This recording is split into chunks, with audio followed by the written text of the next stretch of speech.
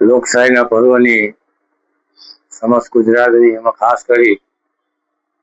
અને પંચાયતી રાજ,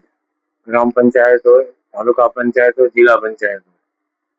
ત્યારે સ્થાનિકના જે કાર્યકરો હોય, સ્થાનિકના ગામનો કે શહેરોના મતદાતાઓ હોય,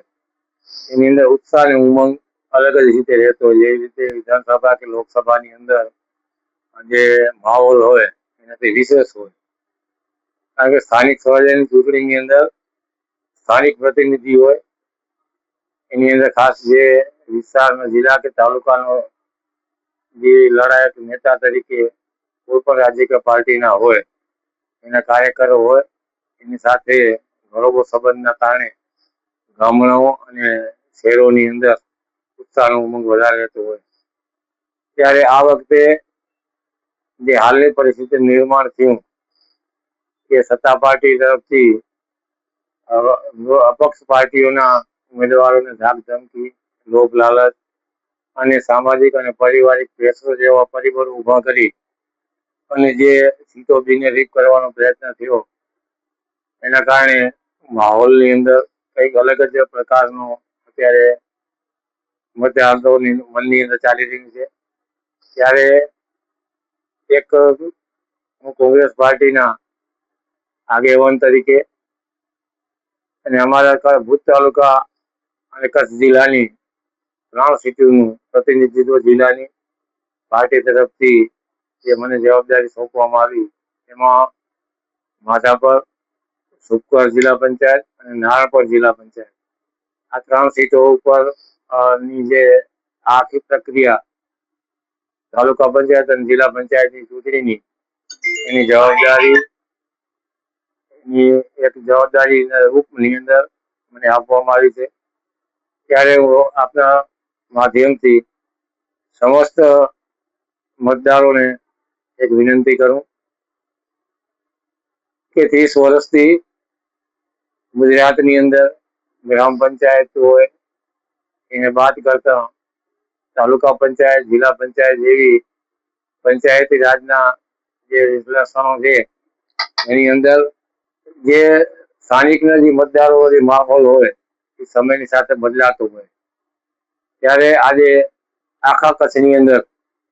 જિલ્લા પંચાયત અને તાલુકા પંચાયત ચૂંટણી ચાલી રહી છે, ત્યારે જે કોંગ્રેસના નિષ્ઠાવાન કાર્યકરો જે ભય કે લાલચની અંદર જે ના આવી અને જે આપનો પ્રતિનિધિ પાર્ટીના એક ઉમેદવાર તરીકે નિષ્ઠાવાન કાર્યકર તરીકે હાર જીતની પરવા કર્યા વગર આજે મેદાનમાં ઉતર્યા છે, ત્યારે સમસ્ત ભુજ તાલુકા અને કચ્છના દરેક જિલ્લા અને તાલુકાના ઉમેદવારોને હું અભિનંદન અને વંદન કરું કે આવી વિકટ પરિસ્થિતિની અંદર પણ કોંગ્રેસ સાથે આપ સૌ રહી અને આપની નિડરતા અને લાલચ વગર જે આપ સૌ પ્રતિનિધિત્વ અને ઉમેદવારી કરી રહ્યા છે, ત્યારે આપ સૌ જમીન ઉપર જઈ અને મતદારોની અંદર સાચું સંકલન કરી પ્રજાને કાર્ય કરવા માટેની એક નીમ રાખી રહ્યા છે. ત્યારે આપ સૌ નિષ્ઠાપૂર્વક વાદ વિવાદ કર્યા વગર, જાતિ ભેદ ભરમ કર્યા વગર આપણે સૌ આપણા પાર્ટીના ગાંધી અને સરદારના જે સિદ્ધાંતો છે એને સ્થાપિત કરવા માટે, એને કાયમી પ્રજા વચ્ચે જાગૃત રહે એવી મહેનત કરી અને આપણે સૌ પ્રજાની વચ્ચે જઈએ. આજે સ્થાનિકના જે મુદ્દા હોય એને વાચા આપીએ. એમાં શિક્ષણ હોય, આરોગ્ય હોય, પંચાયત તરફથી આપવામાં આવતી સુવિધાઓ હોય, પંચાયત વહીવટોની અંદર જે કનડગત થતી હોય એવા મુદ્દાઓ હોય, એ પ્રજા સમક્ષ આપણે સૌ જઈ અને પ્રજાને જાગૃત કરીએ કે આવનાર સમયની અંદર કોંગ્રેસનું શાસન આવશે, તો આ સમસ્યામાંથી જે રીતે મુક્તિ આપી શકાય એવા અમે સૌ પ્રયત્ન કરીશું. આપનો વિશ્વાસ અને આપનો મત લેવા માટે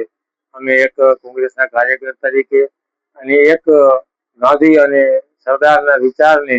અને જે ગાંધી અને સરદારના ગામડાનો વિકાસનો જે એનું લક્ષ્ય હતો, એ લક્ષ્યને પૂરું કરવા માટે અમે આપની વચ્ચે આવ્યા છીએ. તો આપ સૌ અમારી સાથે અમને મત આપી વિજય બનાવો એવા સૂત્રોચ્ચાર અને એવા વિનંતી સાથે આપણે સૌ પ્રજાની વચ્ચે જઈએ. તો ફરીથી આપના માધ્યમથી સમસ્ત કચ્છના અને તાલુકાઓના કોંગ્રેસ પક્ષના ઉમેદવારોને હું અભિનંદન આપું. જેટલા નીડર અને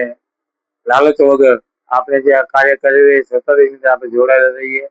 આપણી પાસે ધન સંપત્તિ કાર્યકરોની ઉણપ છે, આપણી પાસે કાર્યકરો પણ ઓછા છે, પૈસા આપણી પાસે છે નહીં, તો આપણે એ રીતે પણ આપણે એક નિડરતા અને ભય છાયા નીચે આવ્યા વગર આપણે સૌ મહેનત કરી અને કોંગ્રેસ પાર્ટીને જીવિત રાખીએ અને વિજય બની તાલુકા અને જિલ્લાની અંદર આપણું શાસન આવે તો આપણે સૌ પ્રજાને કાર્ય કરવા માટે કટિબદ્ધ બનીએ એવા આપ સૌને વિનંતી સાથે ખૂબ ખૂબ ધન્યવાદ. ભારત માતા કી જય. જય હિન્દ.